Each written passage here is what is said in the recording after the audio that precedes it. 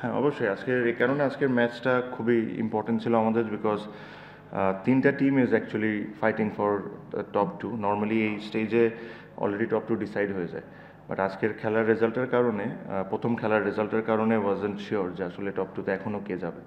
So এই জন্য আজকের ম্যাচটা আমাদের জন্য খুব ইম্পর্টেন্ট ছিল, and that is one of the reason যে আমরা কোনো চেঞ্জেসও করি নাই। We wanted to play the best possible team. আমরা আমরা একটা একটা সাইন করেছি, আপনারা হয়তো বা জানেন, অ্যাডাম মিল, ফাস্ট বলার নিউজিল্যান্ড থেকে। আর এক দুজনের সাথে কথা চলছে, বিকজ প্রবলেমটা হলো যে যেদিন ফ্রি হচ্ছে ওদিন যদি ওদেরকে পিক করি, ওরা আস্তে আস্তে বিকাল 5টা বেজে যাবে 3 তারিখে। সো ওই দিক থেকে একটু চ্যালেঞ্জ ফেস করতেছি আমরা, বাট দ্যাটস ফাইন। বাট আমি ব্যক্তিগতভাবে I am not in a favour of changing the whole set up. মানে আই থট মানে আমার টিমটা ইজ ডুইং ওয়েল, যারাই খেলছে কন্ট্রিবিউট করছে। যে জায়গায় আমার কাছে মনে হয় যে আমাদের একটু স্ট্রেংথ করার দরকার, আমরা তাই করব।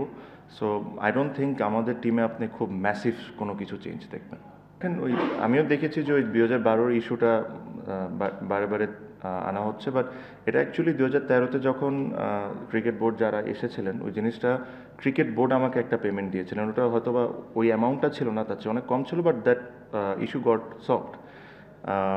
আর পেমেন্ট নিয়ে দেখেন, ইটস আমি একজন আমি চাই যে বিপিএল অনেক ভালো করুক, বিপিএলের নাম অনেক হোক। একটা সময় আমরা আসলে অনেক ফার্স্ট আগাচ্ছিলাম, বাট এইসব দিক থেকে cricket board has to be very careful.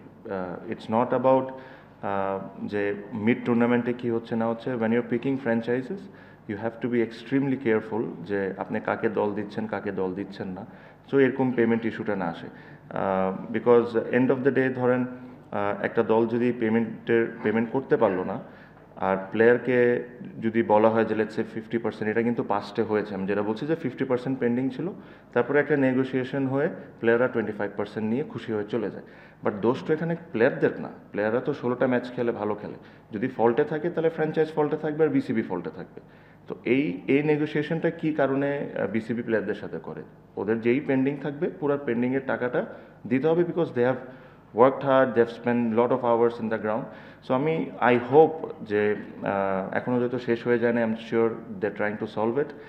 I hope যে জিনিসটা না হয়, because it is not only আমাদের বিপিএল টুর্নামেন্টটাকে ছোট করে, বাট আমাদের দেশের ব্যাপারে একটা বাজে মেসেজ চাই, because there are lot of overseas cricketers who wants to come, but এইসব হইলে তখন একটা প্রবলেম হয়ে যায়।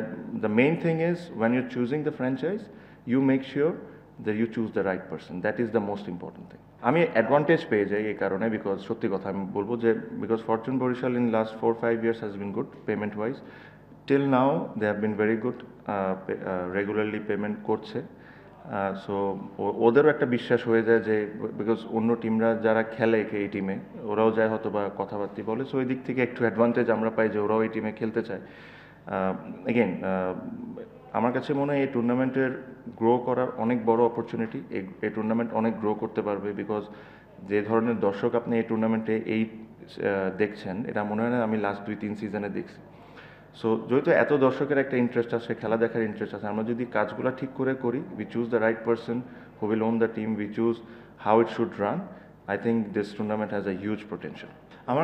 আমার কাছে মনে হয় যে what ever the amount outside of draft কেউ যদি সাইন করে, লেটস সে আমি একজন ডাইরেক্ট সাইন্ড প্লেয়ার, এটারও যদি একটা কন্ট্রাক্ট থাকে, যে কন্ট্রাক্টটা আমি একটা নিজের কাছে রাখবো, একটা বিসিবিকে দিব, একটা ফ্র্যাঞ্চাইজির কাছে থাকবে। So at least BCB is aware that how much I am being paid. এই জিনিসটা যদি করা হয় তাহলে আমার কাছে মনে হয় ইস্যুসগুলো হবে না। আমি যেটা বললাম তারেকবে যে আসলে এই টুর্নামেন্টের huge potential, we just not doing the right things. আমার কাছে মনে হয় যে বিপিএলের একটা প্রথমে যেটা, if I am not wrong, প্রথমে যেটা শিডিউল ছিল ইট ওয়াজ অক্টোবর নভেম্বরের দিকে, if I am not wrong.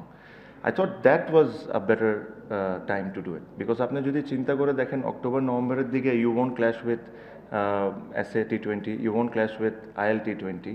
So দুইটা মেজর টুর্নামেন্টের সাথে কিন্তু আপনি ক্ল্যাশ করবেন না।